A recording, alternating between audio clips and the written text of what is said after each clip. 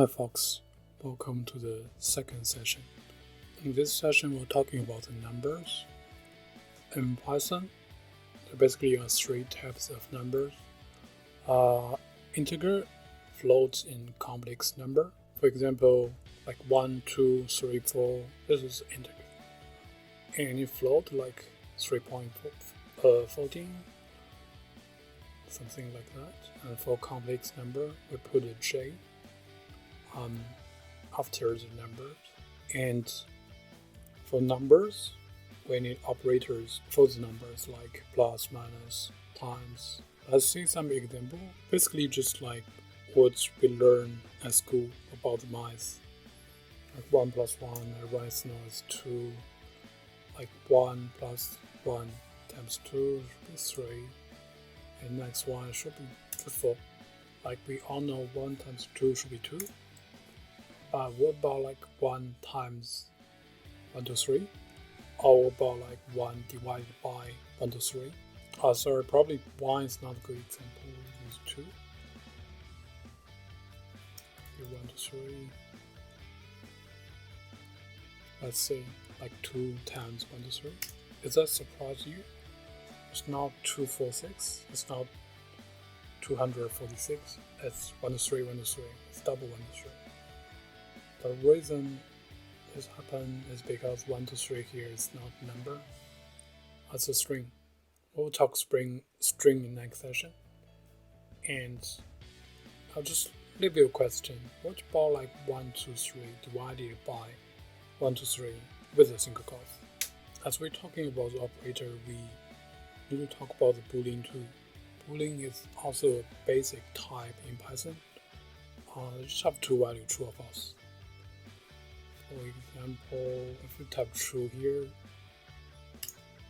I'll type the result is true. But what about like lowercase true? What do you think about it? Either will return a true for us or something else. In this case, true is not defined. The reason here is Python is case sensitive. True is a keyword in Python, capitalized. You can't use lowercase true. And Python itself is trying to find true as a variable, but true is not defined, so the throwing error true is not defined. It's very similar to the numbers operators. In Boolean we call logic operators. It's not really called Boolean operators. For example, it's very basic. It's like and, or not. For example, not true. That should be false.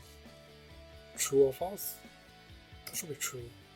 In this case, for the all operator, it's like if it's true or true, it's true. False or false, it will be false.